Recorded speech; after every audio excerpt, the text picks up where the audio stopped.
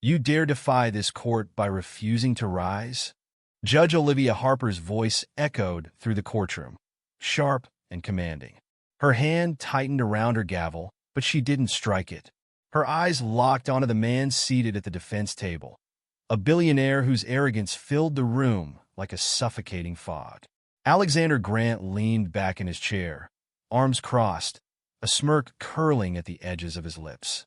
"I stand for no one," he said, his tone as cold as a winter storm. The room was silent. Everyone in the gallery was frozen, holding their breath as the tension built. Some stared at Judge Harper, wondering how she would handle such blatant disrespect. Others gawked at Grant, the tech mogul who thought rules didn't apply to him. "Very well," Judge Harper said, her expression unreadable. "But be advised, Mr. Grant, actions have consequences." And then, with one swift motion, she made her move. What she did next left the entire courtroom speechless. It all began weeks earlier, when Alexander Grant's name splashed across headlines after his arrest for corporate fraud. To the world, he was a genius who had turned his startup into a multi-billion-dollar empire. But to those who dug deeper, he was a man who believed his wealth placed him above the law. Grant's trial was the talk of the nation. His sharp jawline and slicked-back hair made him a media darling, but his arrogance grated on everyone who met him. He treated court appearances like business meetings, showing up late, dismissing questions, and making his legal team scramble to control the fallout. The only person unimpressed by him was Judge Olivia Harper, a no-nonsense, highly respected jurist. Harper had built her career by demanding excellence, fairness, and respect in her courtroom. She didn't care about Grant's fame or fortune. To her, he was just another defendant. Their clash began on the very first day of the trial. When Grant arrived 20 minutes late, Judge Harper didn't hold back. "Mr. Grant, I don't care how much money you have or how important you think you are," she said sternly. "In this courtroom, the rules apply to everyone. Consider this your first and only warning." Grant chuckled under his breath, clearly unbothered.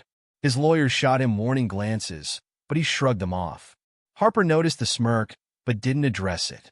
She had dealt with men like him before, powerful, entitled, and utterly convinced of their own invincibility.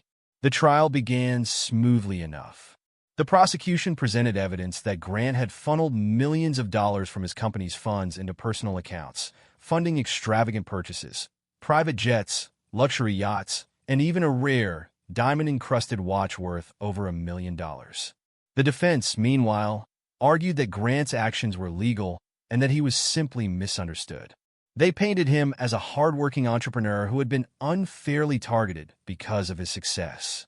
Grant sat through it all with the same smug expression, as though the trial were a minor inconvenience.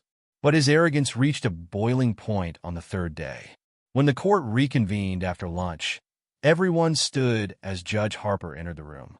Everyone except Grant. His lawyer nudged him, whispering urgently, "Stand up, Alex. Now."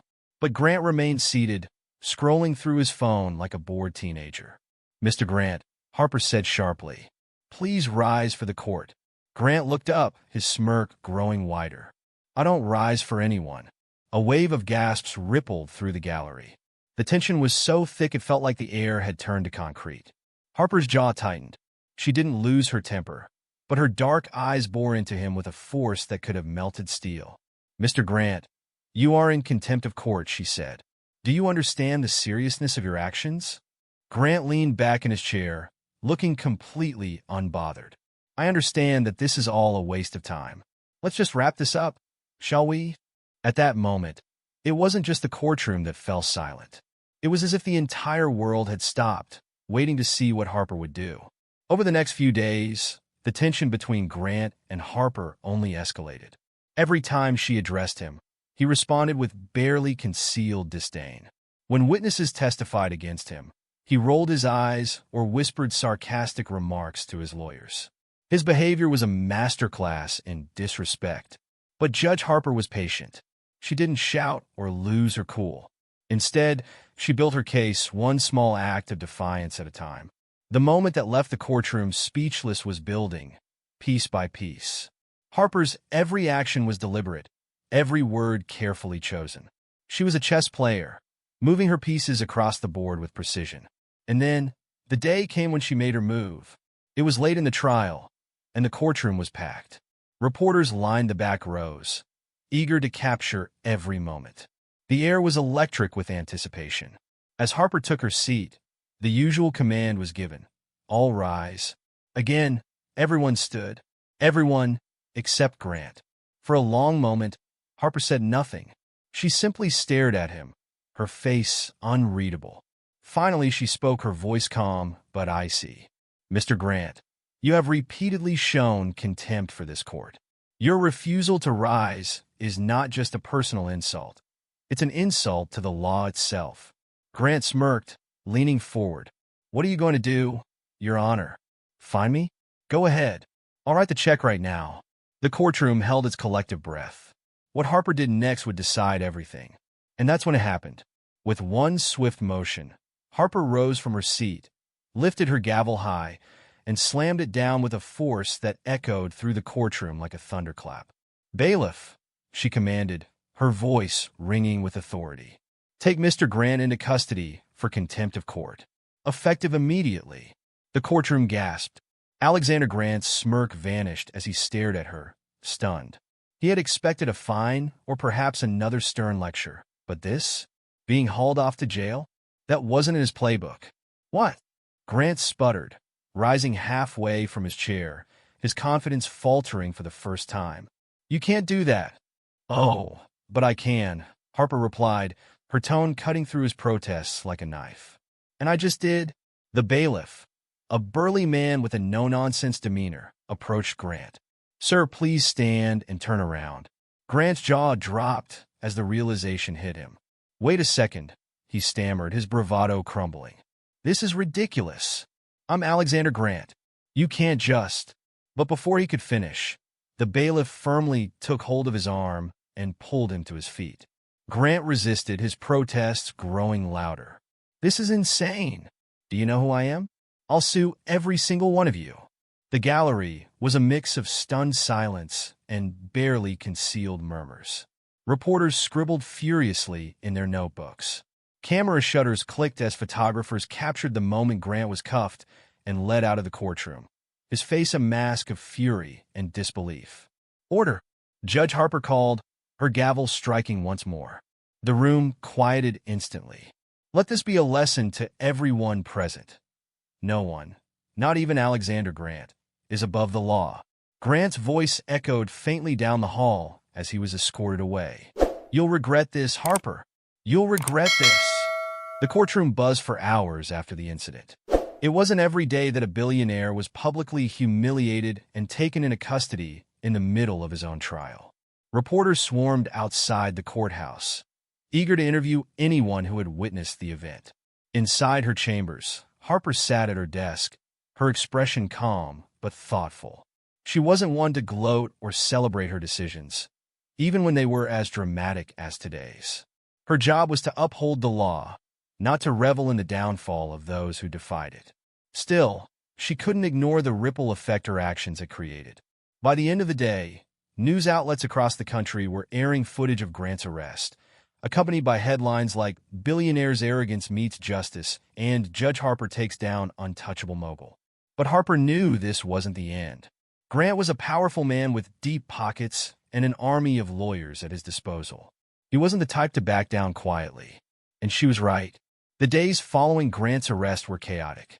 His legal team filed motion after motion, demanding his immediate release and accusing Judge Harper of overstepping her authority. They argued that her actions were excessive, biased, and motivated by personal animosity. Grant, now free on bail, launched a public relations campaign to paint himself as the victim. He appeared on television, his once smug demeanor replaced with a carefully crafted image of humility. He spoke about how he was being targeted unfairly and how the justice system was biased against successful individuals. "I'm not just fighting for myself," he said in one interview, his voice full of feigned sincerity. "I'm fighting for every entrepreneur who has ever been punished for their success." But Harper wasn't swayed. She reviewed the motions with the same meticulous care she applied to every case. When the time came to address them in court, She delivered her response with characteristic precision. "Mr. Grant," she said, her voice calm but firm, "your wealth and influence may shield you in many areas of life, but not here. This courtroom is not for sale, and neither is my integrity. If you think you can intimidate this court into bending the rules for you, you are sorely mistaken." The tension in the room was palpable as she continued, her words directed not just at Grant, but at everyone watching. "Justice is not a privilege reserved for the powerful. It is a right owed to every citizen, regardless of status. And I will not allow anyone to undermine that principle. Not even you." Grant glared at her, his jaw clenched tightly. For the first time, the room could see his confidence cracking. As the trial continued, Harper's resolve only strengthened. The evidence against Grant piled up, painting a damning picture of fraud and corruption. Witnesses testified about his ruthless business tactics, his disregard for ethics, and his belief that money could solve any problem. But the most explosive moment came when an anonymous whistleblower stepped forward, providing a trove of emails and documents that directly implicated Grant in the fraud scheme. The evidence was undeniable. Even his legal team looked shaken as the files were presented in court.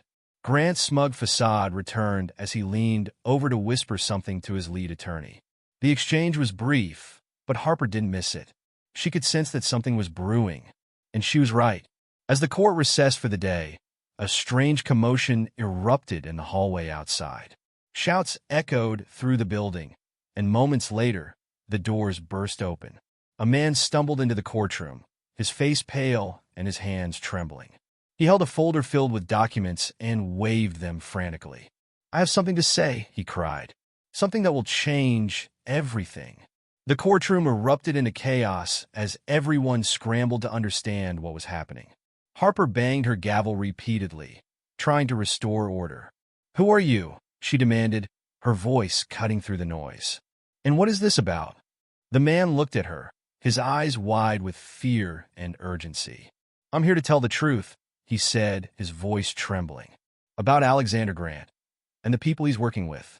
The gallery gasped, and Grant's expression darkened, his smirk replaced by a look of icy dread. Harper leaned forward, her heart pounding as she stared at the man. "Approach the bench," she ordered. The stranger stepped forward, clutching the folder as though it were a lifeline. As he reached the front of the room, he looked directly at Harper and whispered 5 words that sent chills down her spine. "They're coming for you next." The room fell into stunned silence, the stranger's words hanging in the air like an ominous cloud. Judge Harper's sharp eyes narrowed as she studied the man standing before her. He was young, barely out of his 20s, with a gaunt face and sweat glistening on his brow. His hands trembled as he clutched the folder, but his eyes held a desperate determination. "Bailiff, secure the courtroom," Harper commanded, her voice steady despite the tension. "No one leaves until we get to the bottom of this." The bailiff nodded and moved swiftly to lock the doors, the sound of the heavy metal bolt sliding into place echoing through the room.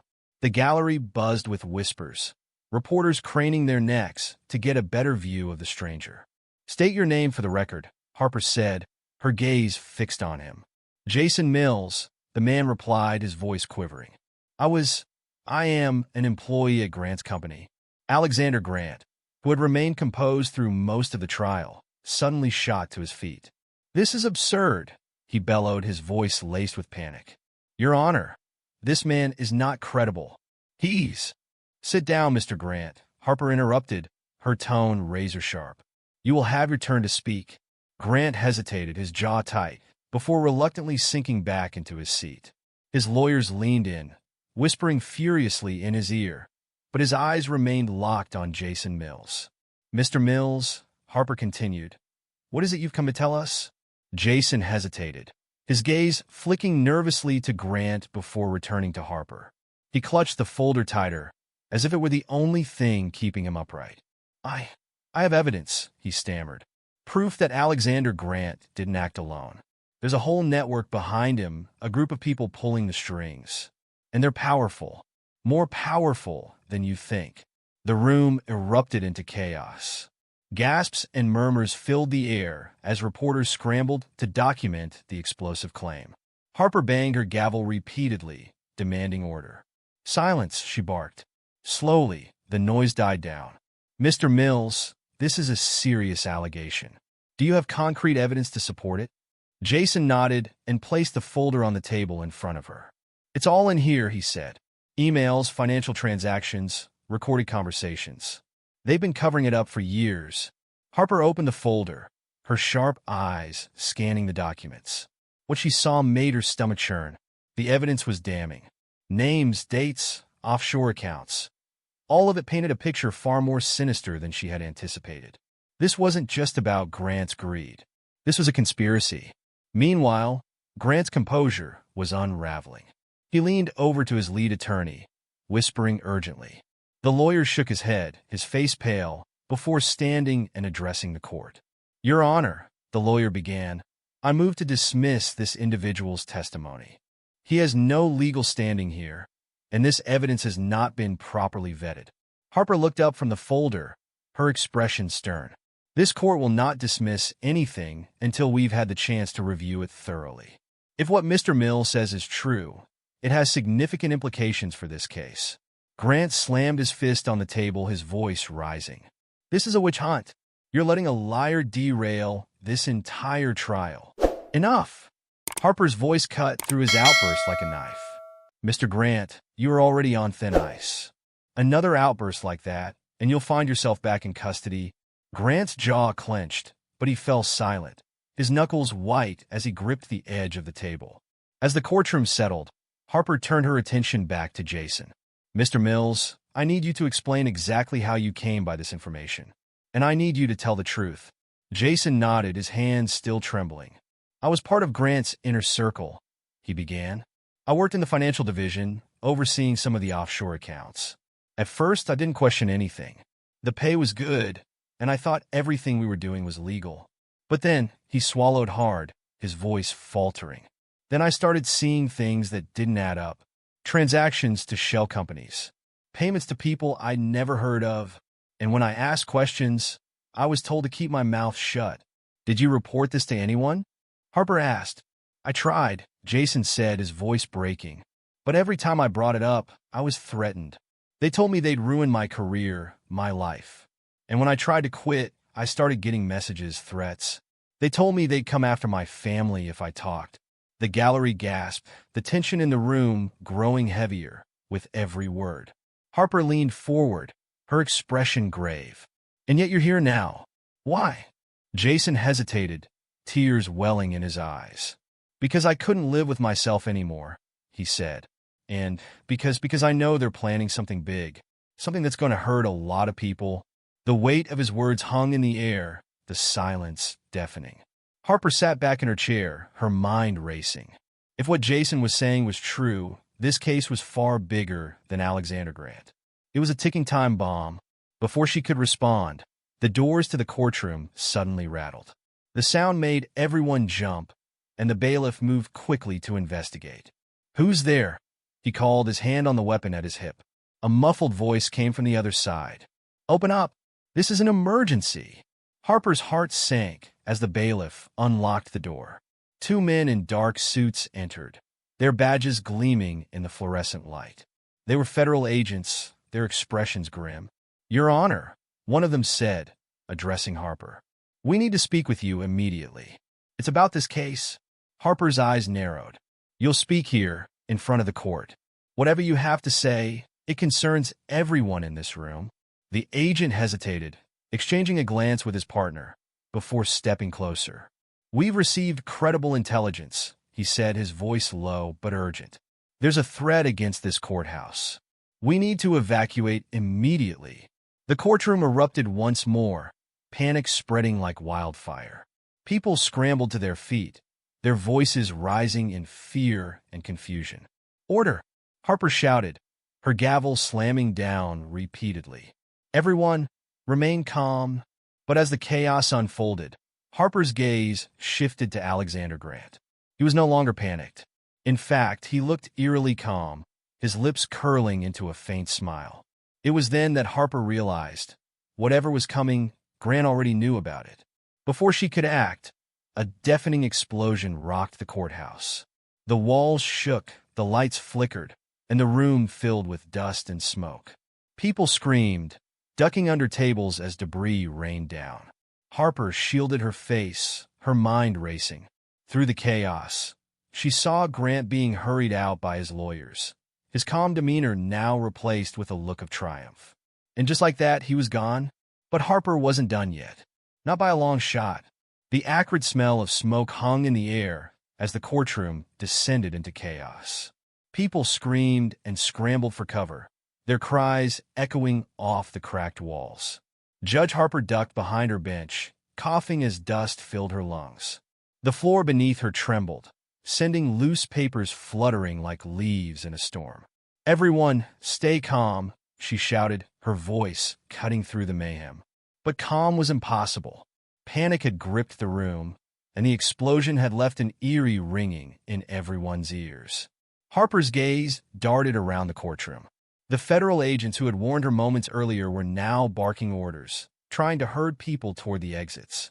The bailiff was helping a woman who had tripped, her ankle twisted unnaturally. But the one person Harper couldn't see was Jason Mills, the whistleblower whose revelations had set this whole chain of events in motion. "Jason," she called, her voice hoarse.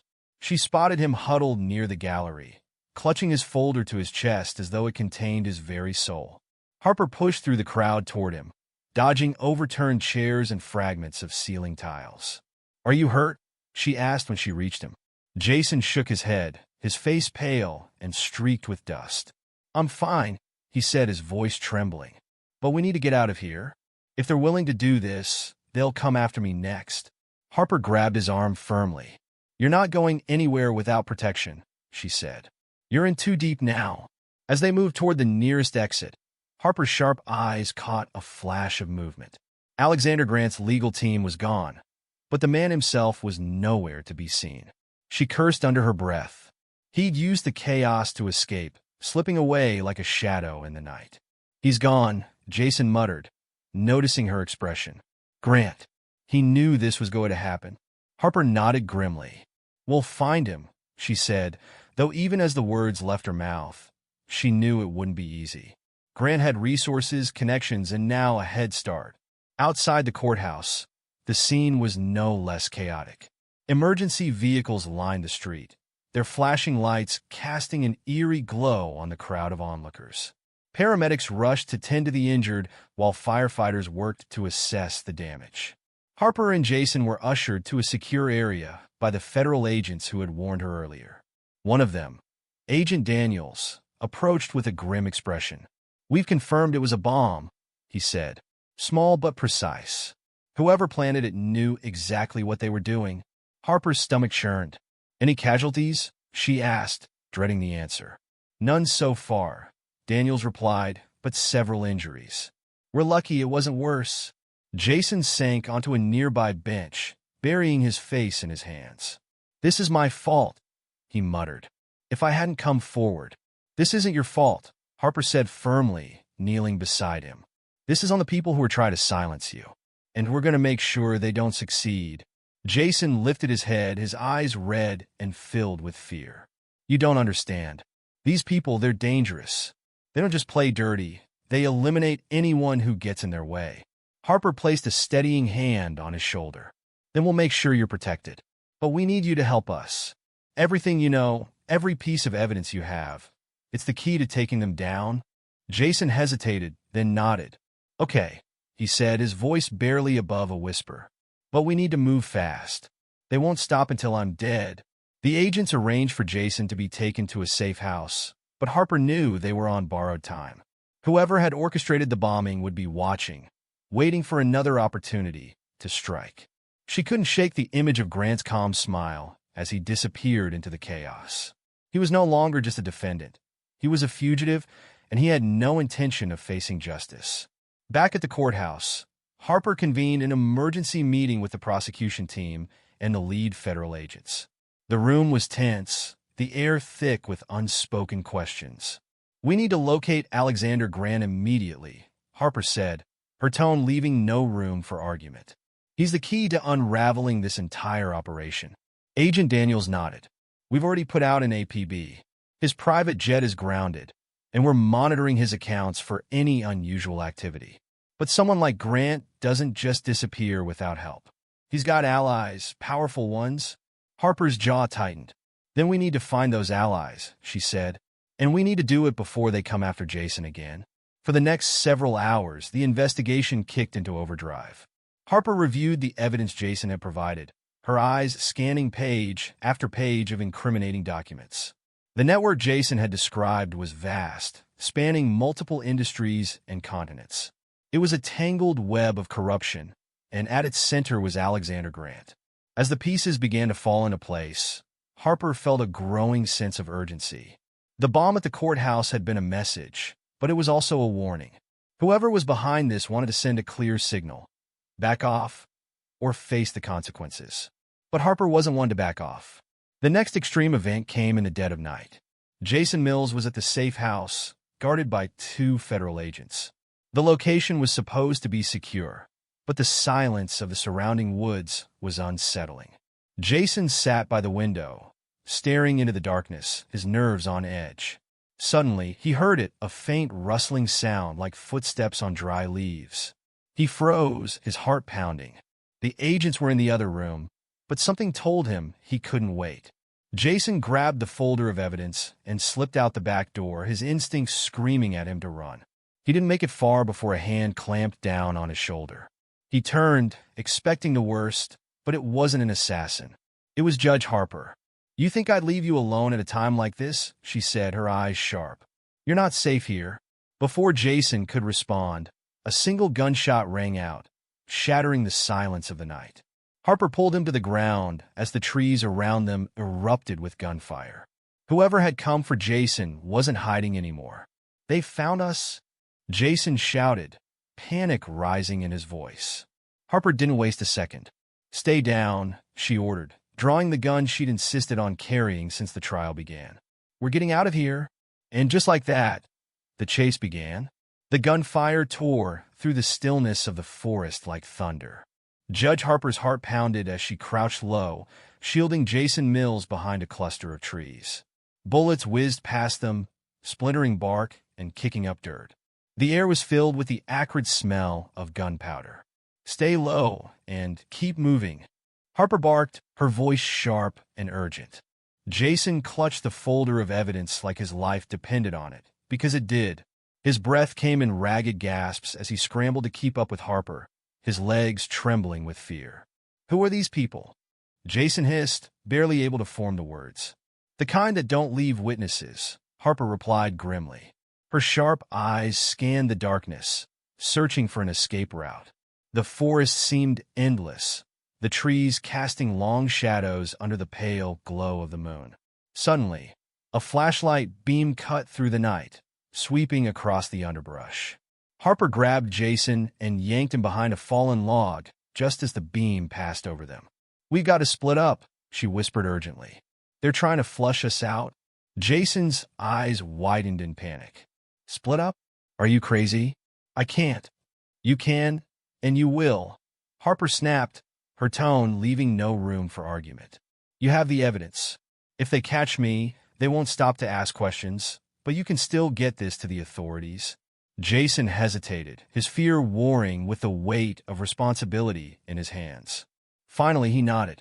"Okay, what about you?" Harper gave him a hard look. "Don't worry about me. Just run, and don't stop until you find help." Jason swallowed hard, then took off, his footsteps muffled by the thick carpet of leaves. Harper watched him disappear into the darkness, then turned her attention back to the danger closing in around her. The men hunting them weren't amateurs. Harper could tell by their movements, the way they coordinated their search, their calm precision. These weren't random thugs. They were professionals. She crept through the shadows, her breathing steady despite the adrenaline surging through her veins.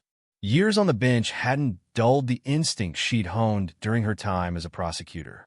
She moved silently, her steps deliberate, her senses razor-sharp. Then she saw him, a man in black tactical gear, his face obscured by a mask. He was less than 10 feet away, his weapon raised as he scanned the forest. Harper crouched behind a tree, her grip tightening on her pistol. This wasn't her first time handling a firearm. She had trained for moments like this, though she never imagined she'd need those skills outside of firing range. Taking a deep breath, she steadied her aim and fired. The shot was precise, catching the man in the shoulder. He cried out, dropping his weapon as he fell to the ground. The noise alerted the others, and Harper knew she had only seconds before they descended on her. Jason, meanwhile, was running blindly through the forest. Every rustling branch, every snapping twig made him flinch. His lungs burned, and his legs felt like they would give out, but he didn't dare stop. He clutched the folder tightly, the edges cutting into his fingers. Suddenly, a figure loomed in front of him, blocking his path. Jason skidded to a halt, his heart hammering in his chest. Well, the man said, his voice cold and mocking. Look what we've got here. Jason froze, his mind racing. He was trapped, the shadows around him pressing in like a cage. The man stepped closer, his gun trained on Jason's chest. Hand it over, the man said, nodding toward the folder. Now! Jason's grip tightened. He thought about what Harper had said, that the evidence was their key to bringing down Grant and the shadowy network behind him. If he gave it up now, everything would be lost. Don't make me ask again, the man growled. Jason's eyes darted around, searching for an escape.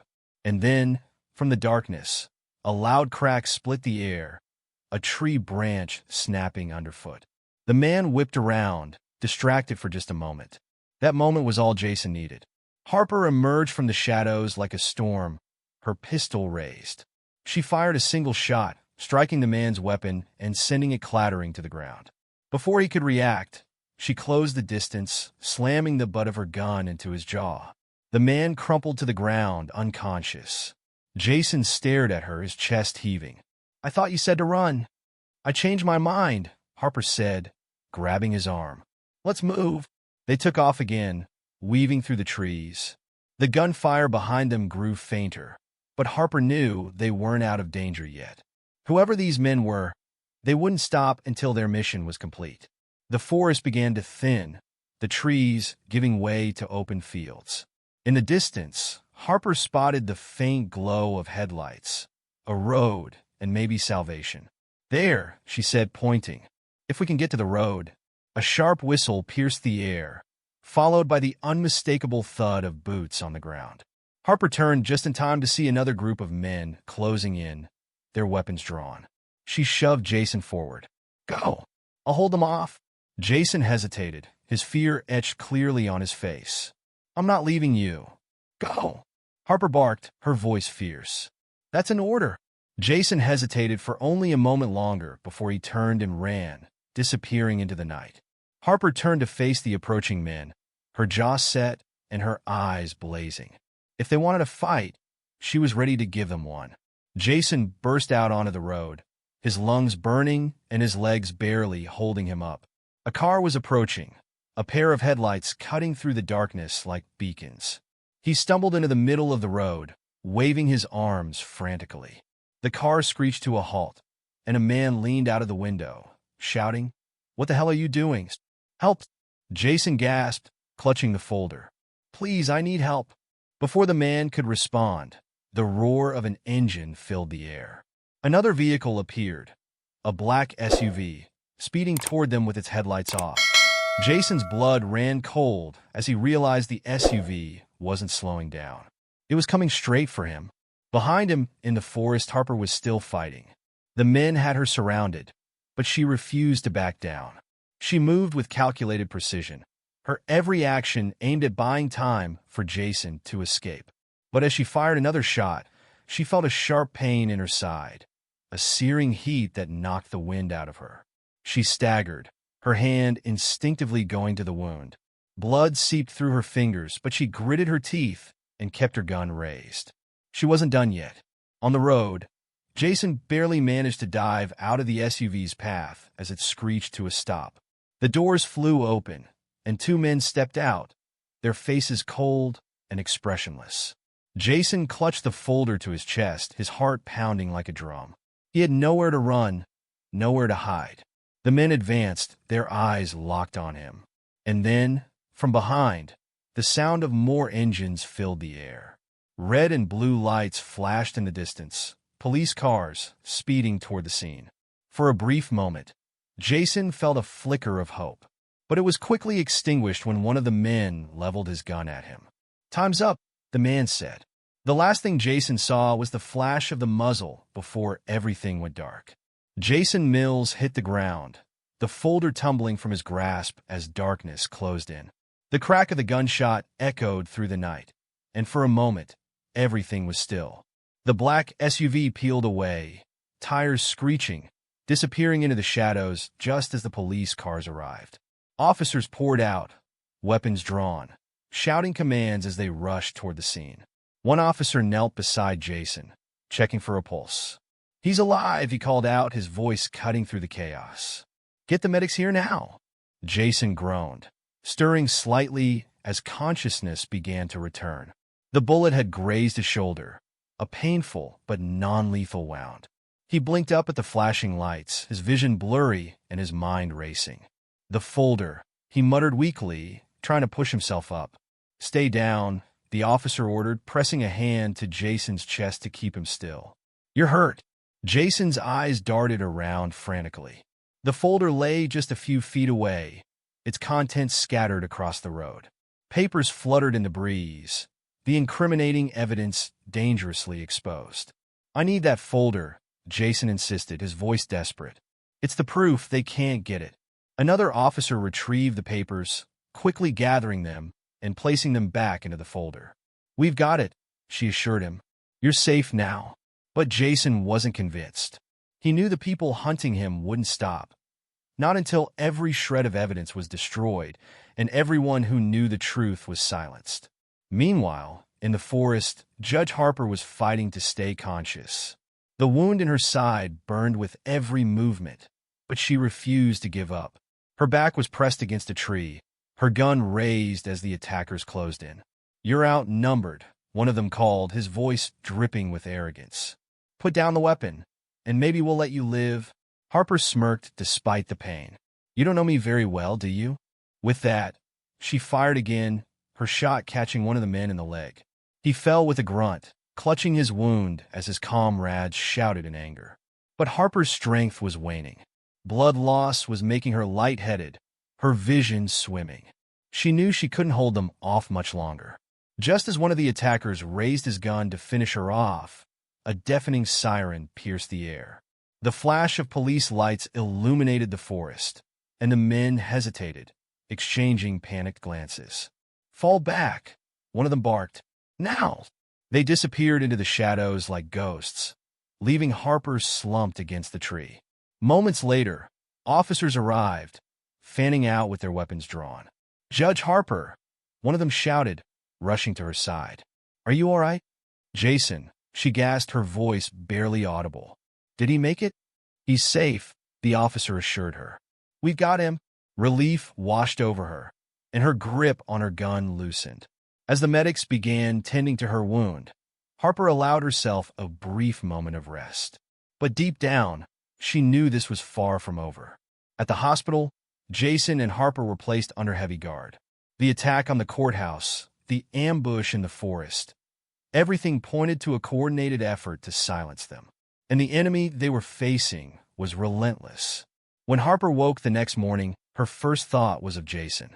She insisted on seeing him, despite the doctor's protests. She found him sitting in his hospital bed, his arm in a sling and the folder resting on his lap. "You're tougher than you look," she said, a faint smile playing at her lips. Jason looked up, his eyes filled with guilt. "I almost lost it," he admitted, gesturing to the folder. "If the cops hadn't shown up—" "But they did," Harper interrupted, her tone firm. "And you held on. That's what matters." Jason nodded, though his expression remained troubled. "They're never going to stop, are they?" "No," Harper said honestly. "But neither are we." The evidence Jason had provided was damning, implicating not only Alexander Grant, but a network of high-ranking officials, executives, and politicians. It was a tangled web of corruption that extended far beyond what anyone had imagined. But exposing it wouldn't be easy. Grant was still out there, and whoever was backing him had deep pockets and dangerous connections. The first step was to ensure the evidence was secure. Harper contacted the FBI, arranging for the folder to be transferred to a secure facility. But even as the agents arrived to collect it, she couldn't shake the feeling that they were being watched. That night, as Harper sat alone in her hospital room, her phone buzzed with an incoming call. The number was unlisted, but she answered anyway. "You're persistent. I'll give you that," a familiar voice drawled. Her blood ran cold. "Grant, did you really think this little game of yours would change anything?" He continued, his tone mocking. "You're in way over your head, Your Honor." Harper's grip on the phone tightened. "Is that a threat?" "It's a reality check," Grant replied smoothly. "You might have survived tonight, but it's only a matter of time. You can't win this." "We'll see about that," Harper said, her voice steely. "You're not untouchable, Grant." "No one is." There was a pause on the other end, followed by a low chuckle. "You're brave, I'll give you that. Stupid, but brave. Enjoy the time you have left, Harper." "It won't be much." The line went dead. Harper sat in silence, her mind racing. Grant's words were more than a taunt. They were a promise. The fight wasn't over. It was just beginning. The tension in the air was palpable. Judge Harper sat in the FBI's Secure Operations Center the following morning, her side still bandaged but her determination unshaken. The room buzzed with activity. Agents manned phones, monitored surveillance feeds, and combed through the mountain of evidence Jason Mills had brought forward. The folder, now digitized and backed up on multiple secure servers, had become the backbone of a rapidly expanding investigation.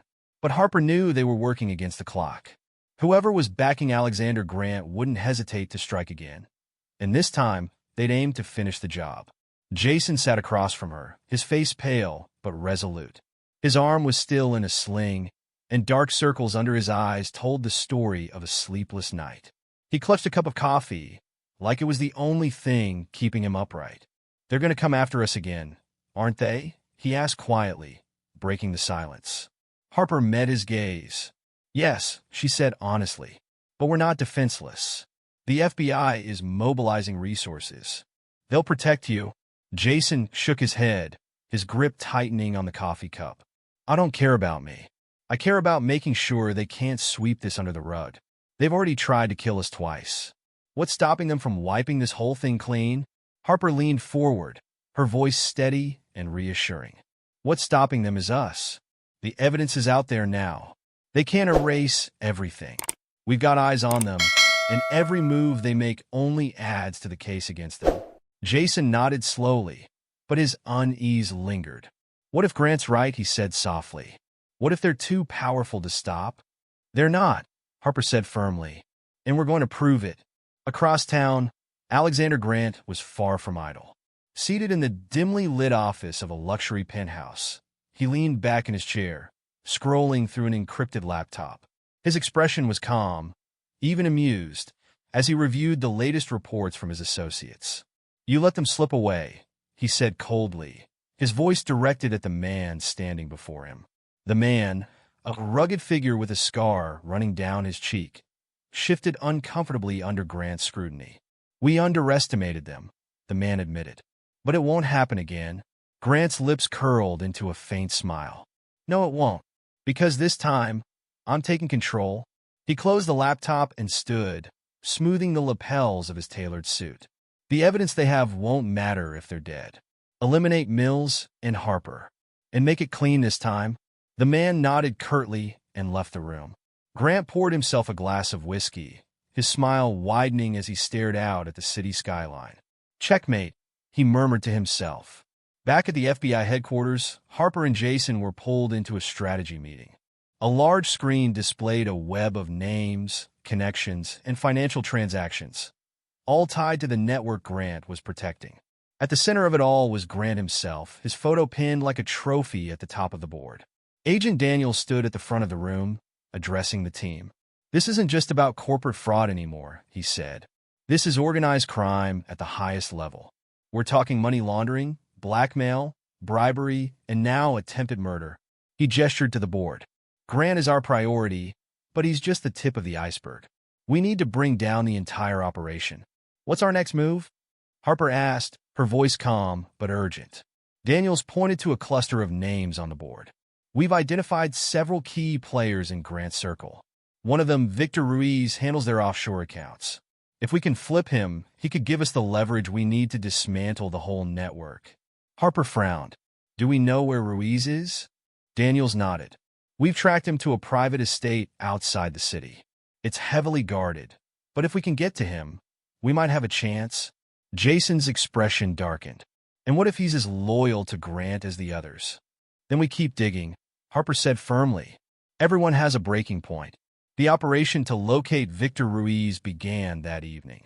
Harper, despite her injury, insisted on being involved.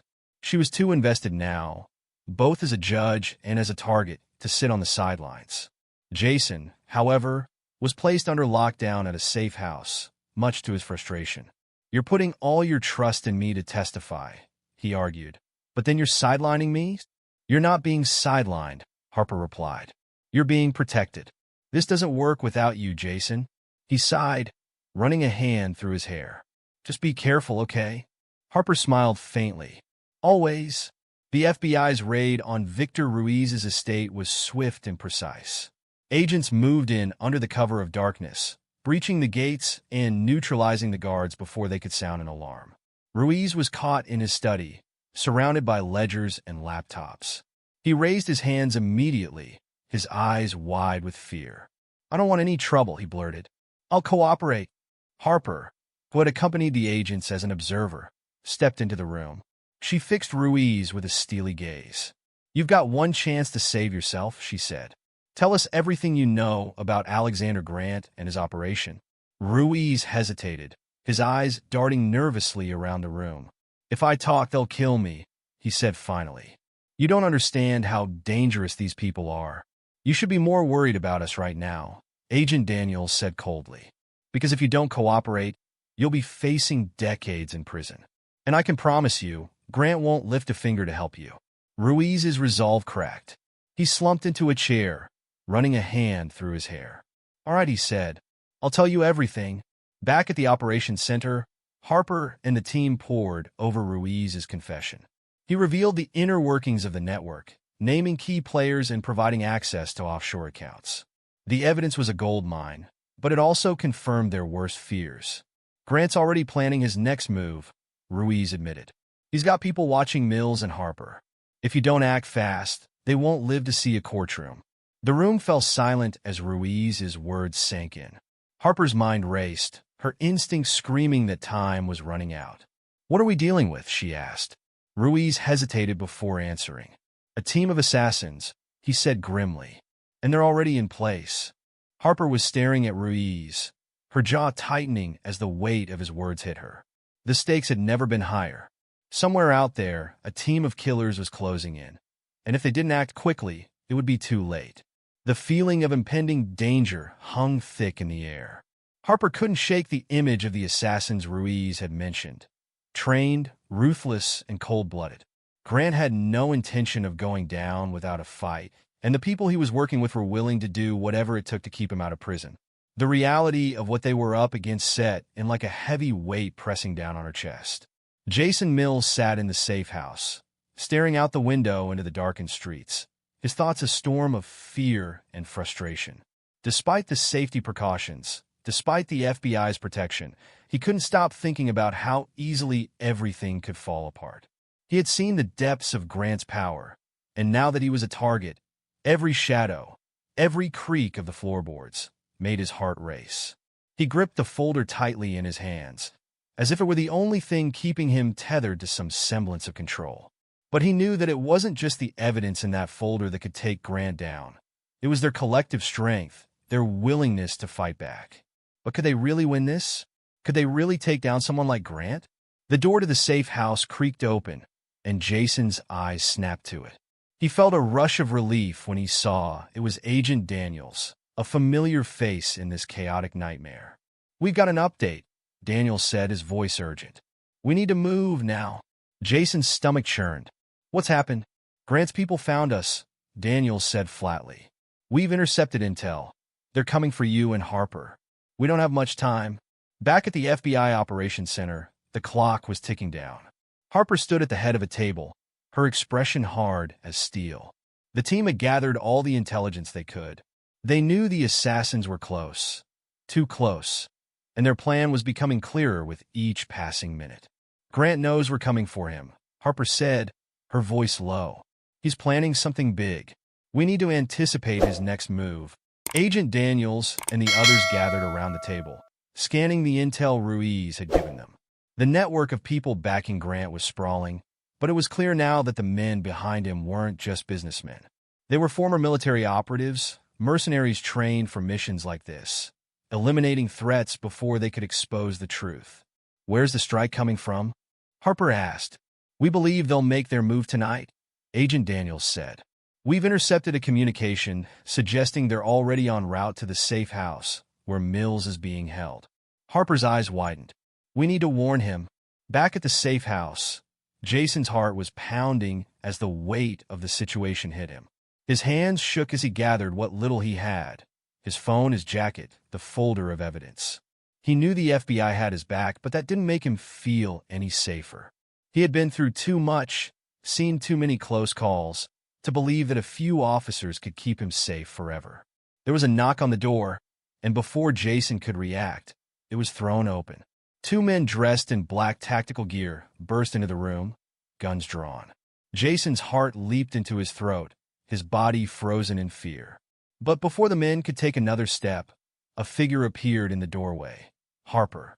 She raised her pistol, and in one swift motion, the men were on the ground, incapacitated. You didn't think I was going to let you handle this alone, did you? She said, her voice cold and controlled.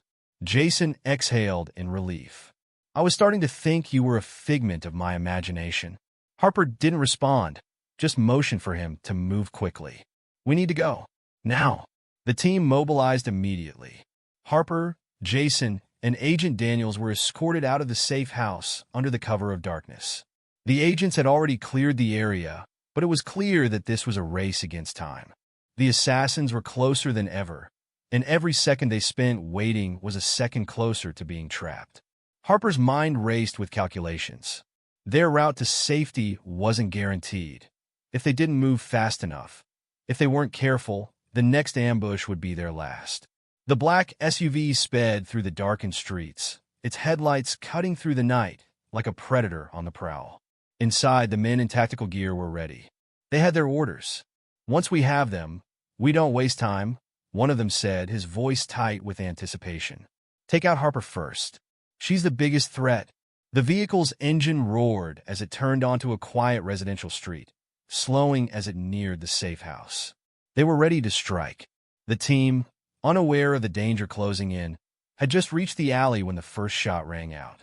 Harper's instincts kicked in. She pushed Jason to the ground, her gun drawn in a fluid motion, eyes scanning the surrounding darkness for the source of the fire. Move, she yelled, pulling Jason along with her as they took cover behind a dumpster. Another shot echoed through the alley, and Jason's pulse spiked. His ears were ringing from the sudden onslaught, but he forced himself to focus. There was no time to waste. Where are they coming from? Jason shouted, his voice cracking with fear. Harper's eyes narrowed as she peered through the gap between the dumpster and the wall. They're closing in, she said, but we've got one advantage. Jason looked at her, confused. What advantage? We know they're here, she said, her lips curling into a slight smile. They don't know we're ready. Just as the next round of shots echoed down the alley, Harper and Jason sprang into action. They moved in perfect sync, Harper covering their backs with precise shots while Jason made a run for it, darting between the shadows. Another explosion of gunfire rang out, but Harper's mind was clear. This was their chance. She turned to face the men following them, raising her weapon once more, her breath steady. She wasn't going down without a fight. Get to the car, Daniel shouted as the team regrouped. They had a single shot at escaping the ambush, but it wouldn't be easy. Harper's eyes scanned the alleyway, her body tense with the knowledge that the stakes had just been raised. The moment she saw the black SUV approaching, she knew they had only minutes to escape. They sprinted toward the waiting vehicle, the sound of heavy footsteps echoing behind them. Every nerve in her body screamed to move faster. They were almost there, just a few more steps. But before they could reach the vehicle, One of the men lunged at them from the shadows, gun raised. Harper turned just in time to meet the man's charge, disarming him with a swift motion, sending his weapon clattering to the ground. The struggle was fast, brutal, but she wasn't alone. Jason was there, his fist connecting with the attacker's jaw. With a final shove, they sent the man tumbling to the ground, unable to stop them. "Move!" Harper shouted, dragging Jason into the vehicle. The door slammed shut behind them, and they were speeding away, the city's skyline flashing past as they made their escape. But even as they drove away, Harper knew this was just the beginning. Grant's empire was vast, and his enemies weren't going to stop until every last piece of evidence was gone, and everyone who stood in his way was dead. She gripped the folder tighter, her resolve hardening. The fight wasn't over, not by a long shot, and she wasn't about to let Grant get away with it, not while she still had breath in her lungs. The night was heavy with the weight of what had just transpired. The roar of the engine as the SUV tore through the city streets was the only sound that filled the air. Inside, Jason Mills and Judge Harper sat in tense silence, the adrenaline from the close call still coursing through their veins. Harper's side throbbed painfully from the earlier gunshot wound, but her mind was focused, sharp as ever. Jason sat opposite her, his eyes darting between her and the chaos unfolding outside the windows. The safe house had been compromised, their escape narrowly averted, and now they were racing toward an uncertain future. Their only chance was to keep moving, to stay one step ahead of Grant and his ruthless network. But even that felt like a fragile hope. They won't stop, will they? Jason asked quietly, breaking the silence that had settled between them. Harper glanced at him, her gaze steady despite the tension that weighed heavily on her. "No," she said firmly. "Not until they're sure we can't expose the truth." Jason nodded, his eyes dark with the weight of everything they had learned in the past few days. The evidence they had was monumental. Proof of Grant's criminal empire, his connections to powerful individuals, the illegal activities he'd orchestrated. But the more they exposed, the greater the risk to their lives. "What happens next?" Jason asked, his voice small but filled with determination. "Do we go into hiding?" Harper shook her head. "We can't just disappear. Not yet. The moment we do, they win. We have to keep pushing, keep fighting. We need to take the evidence to the highest level, and we need to do it before they catch up with us again." Jason's brow furrowed. "How are we supposed to do that if we're being hunted like animals?" "We have allies," Harper said, her eyes darkening with resolve. "People who can help us, people who are just as invested in bringing Grant down. But they need the evidence first. We get that to them, and everything changes." Jason took a deep breath, looking out at the city that now felt like a dangerous maze of shadows. "Where do we go?" Harper's gaze locked on him. "We're heading to the FBI's top facility. They have a secure server where we can upload the data. It's our only shot." The journey to the facility was a blur of city streets, darkness, and the sound of their tires skimming the asphalt. Every turn they took, every alley they passed, Harper felt the tightening grip of danger. They were being followed. She knew it. She could feel eyes on them, even through the windshield. But they couldn't afford to stop. Not yet. At the FBI headquarters, Agent Daniels was already coordinating the next phase of their operation. The information Ruiz had given them had opened new doors, and every move now had to be calculated. Daniels knew they were up against more than just Alexander Grant. They were facing an entire network, criminals with money, power, and the willingness to do anything to protect their secrets. Harper's phone buzzed in her pocket, pulling her from her thoughts. She pulled it out quickly, glancing at the screen. It was Daniels. "Harper, they're tracking you. We've got movement, multiple teams coming your way. Get to the facility and upload the data. Now." Harper's pulse quickened. "We're close," she said, speaking into the phone as she glanced over her shoulder. The streetlights flashed past in a blur. "You need to buy us time? I've already got agents in place, but it won't be long before they catch up. Stay alert. We'll be right behind you." The tension in the car was unbearable. Jason's grip on the folder had tightened to the point where his knuckles were white, and Harper's hands gripped the wheel with unflinching focus. Every turn they made, Every change in direction, she could feel them getting closer. They were being hunted, but they couldn't stop. Not now. "We're almost there," she said, her voice tense. "Stay sharp." Jason nodded, his eyes scanning the streets ahead, his mind running through all the possible scenarios. He wanted to believe they had a chance, that they could make it to the facility and upload the data before Grant's men closed in, but the fear gnawed at him. How much longer could they keep running? As they neared the FBI facility, Harper's instincts flared. She spotted a dark car pulling out of a side street, a little too closely for comfort. The hairs on the back of her neck stood up. They were here. "Hold on," she warned Jason as she slammed her foot on the accelerator, pushing the SUV faster. The black sedan was right behind them now, tailing them like a shadow, and they were running out of time. Harper took a sharp turn onto a narrow street, trying to shake the vehicle, but it followed without hesitation, its headlights flashing in the rearview mirror. "Keep going," Jason shouted, panic creeping into his voice. "They're right on us." Harper didn't respond. She couldn't afford to. Every part of her was focused on getting them to the facility. Just a few more blocks. They could make it.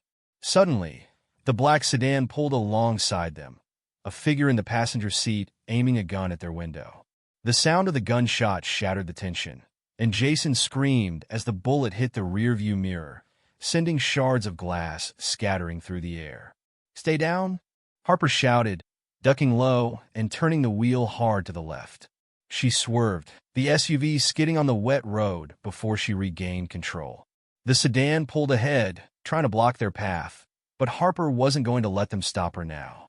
She pressed the accelerator to the floor, weaving through traffic, desperate to reach the facility. "Almost there," Harper shouted, but Jason wasn't looking at her anymore. His eyes were fixed on the rearview mirror, where the black sedan was closing in fast, its gunman ready for another shot. Just as they were about to reach the facility's entrance, a sharp sound cut through the air, the unmistakable screech of tires, followed by the sound of a crash. The SUV jerked forward, and Harper slammed her foot on the brake. "Go! Go!" Jason yelled, adrenaline coursing through his veins as he scrambled for the door. Harper shoved open the door and pulled Jason out with her, making sure to shield him as the rest of the agents rushed forward. They were so close now, so close to uploading the data and sealing Grant's fate. But before they could reach the building, the sound of another engine roared to life, and the black sedan skidded to a stop in front of the facility's entrance, blocking their path. The men inside the sedan weren't getting out. Instead, they were aiming their guns, preparing to take them down once and for all. But Harper was ready. She had one more move. As the men opened fire, a sudden burst of gunshots from behind them stopped everything in its tracks. The agents had arrived. With cover fire from the FBI agents, Harper and Jason sprinted toward the building, their hearts pounding in their chests. They made it to the door, and the sound of gunfire followed them as they burst through the entrance. Inside, the FBI team was already hard at work, transferring the data from the folder to the secure server.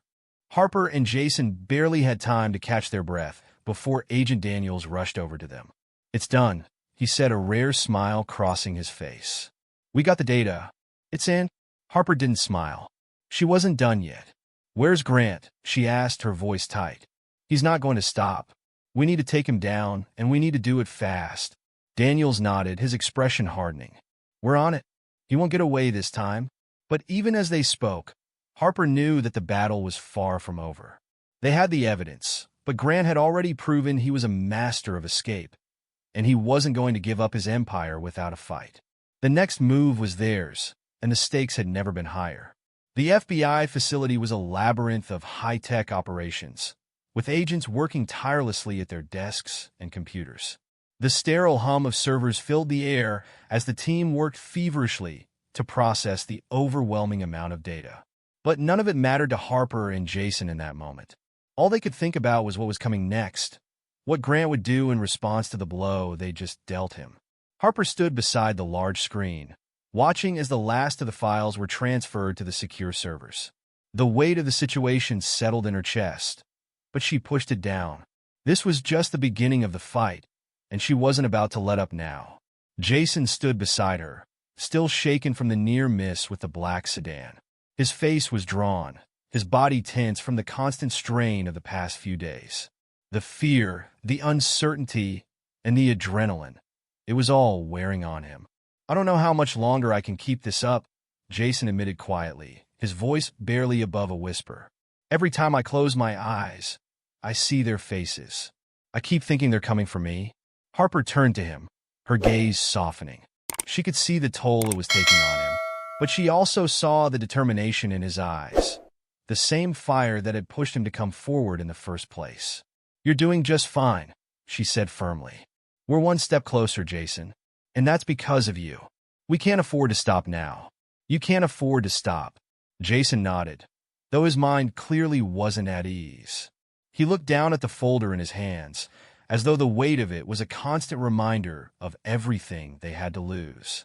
Harper placed a hand on his shoulder, giving him a firm, reassuring squeeze. "We're in this together. I'll make sure you make it through this. We'll make sure Grant doesn't get away." Across the city, in the shadows of a penthouse suite, Alexander Grant sat, unmoving, watching the news reports that were now flooding the airwaves. His empire was under threat.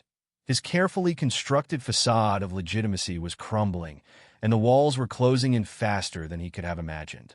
His lawyer had just informed him that federal investigators had seized the evidence. They were going to bring him down. But Grant wasn't like the others who crumbled when faced with such adversity. He didn't fear the law. He'd always been one step ahead of it.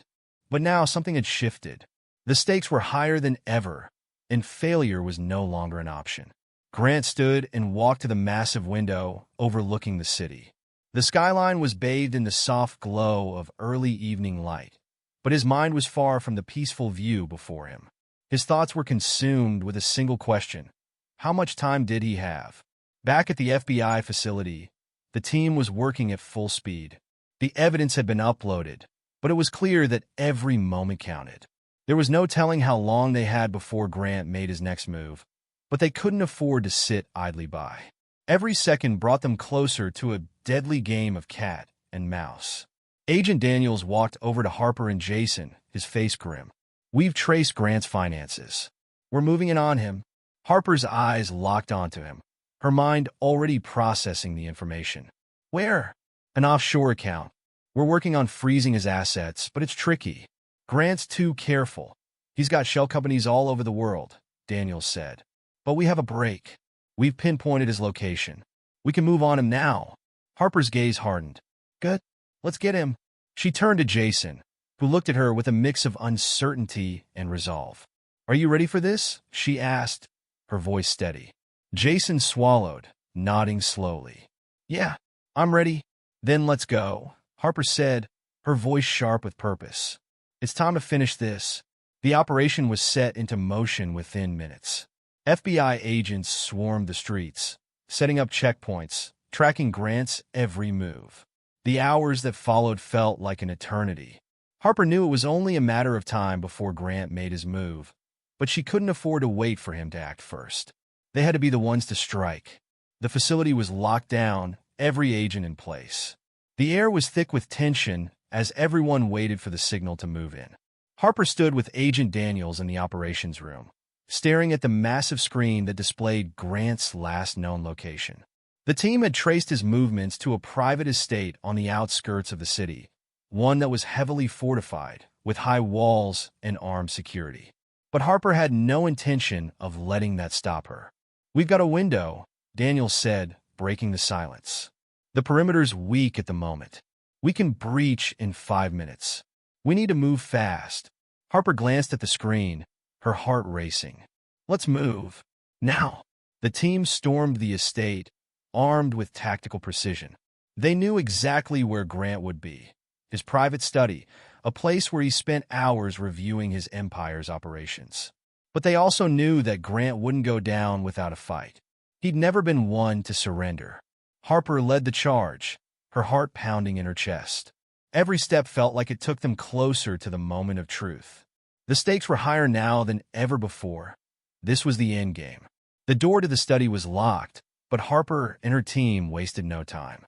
One of the agents planted a breaching charge, and with a deafening explosion, the door flew off its hinges. Inside, Grant was waiting. He didn't look surprised.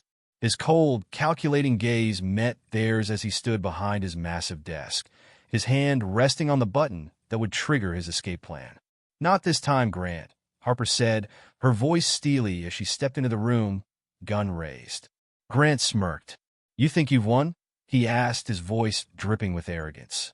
Harper didn't flinch. "The game is over. You've lost." But before Harper could move any closer, the sound of a faint buzzing filled the room. She turned her head toward the desk, her heart skipping a beat. "What's that?" one of the agents asked. Grant's smirk widened. "It's a failsafe. You've only just begun to see the extent of my power." Just as the agent reached for the button on the desk to disable the failsafe, the room was filled with a blinding flash of light. The walls seemed to shake as a massive explosion rocked the building. Harper was thrown to the ground, her vision blurred, her ears ringing. The last thing she saw before everything went dark was Grant's cold smile, as though he knew this would be the end of the road for them. But Harper wasn't done yet. Not by a long shot. Harper and her team were in disarray, their lives hanging by a thread as the explosion threatened to bring everything down. Grant might have thought he'd won, but in the heart of that destruction, Harper knew one thing for certain. The fight wasn't over. It had only just begun. The world seemed to move in slow motion as the explosion threw Harper to the ground. The blast echoed in her ears, and the air was thick with smoke and dust. She blinked rapidly, trying to clear her vision, but her body felt heavy, her limbs unresponsive. The scent of burning wood and scorched metal stung her nostrils.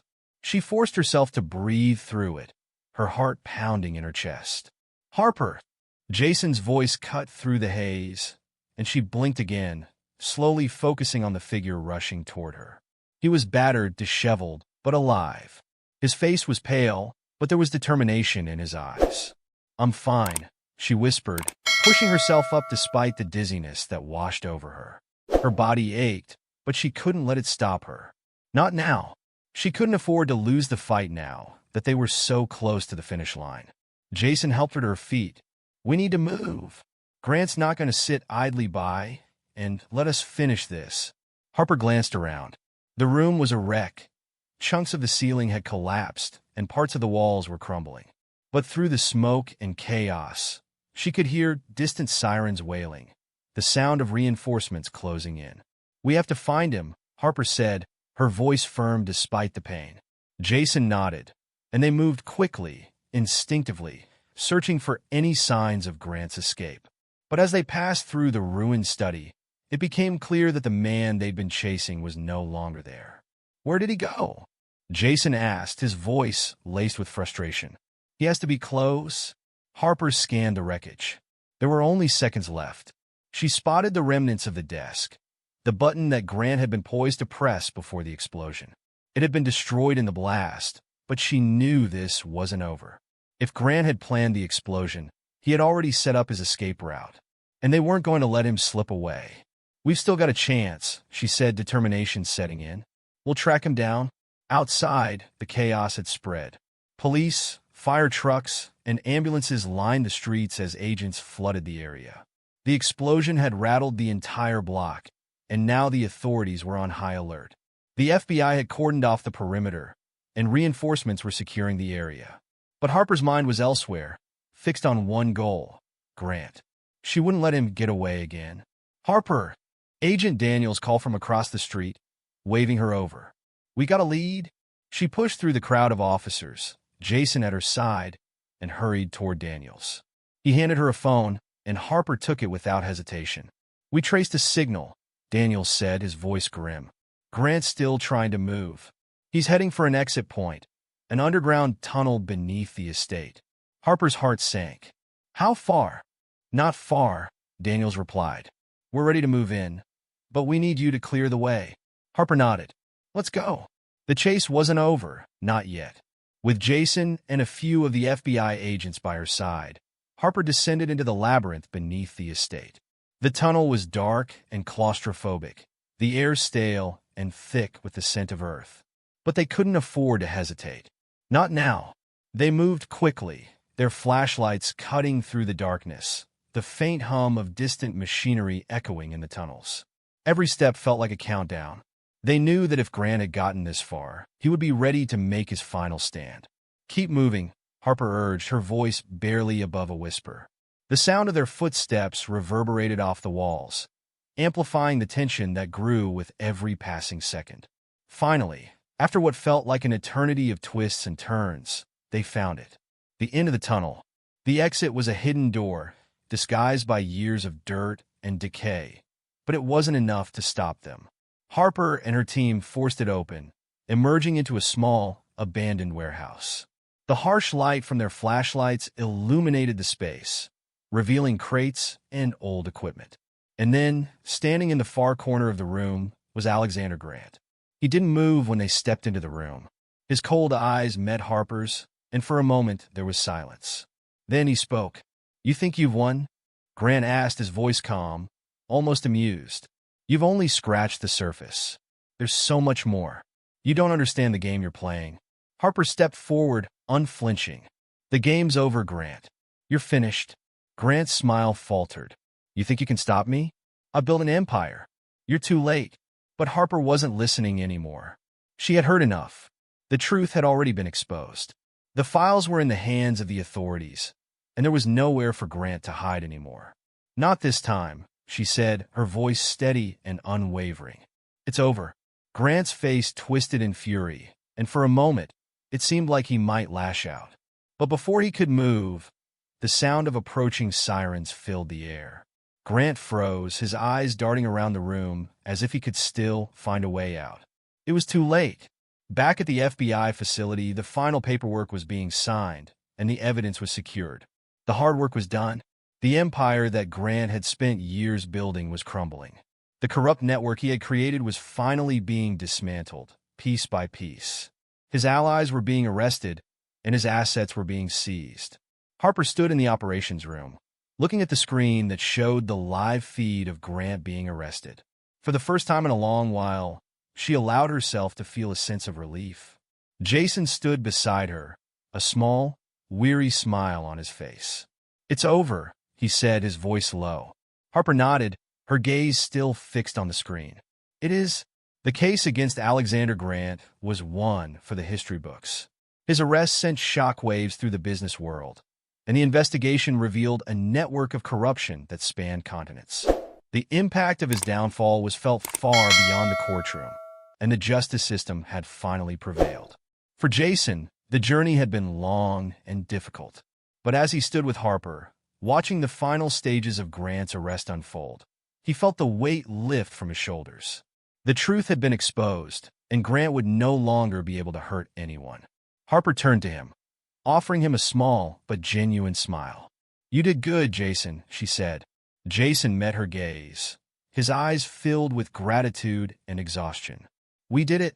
The end of Grant's reign marked the beginning of something new: justice, truth, and a world where the powerful no longer held all the cards. But for Harper and Jason, it was just another chapter in their shared fight for what was right. And though the road ahead would never be easy, they knew that they could face whatever came next together.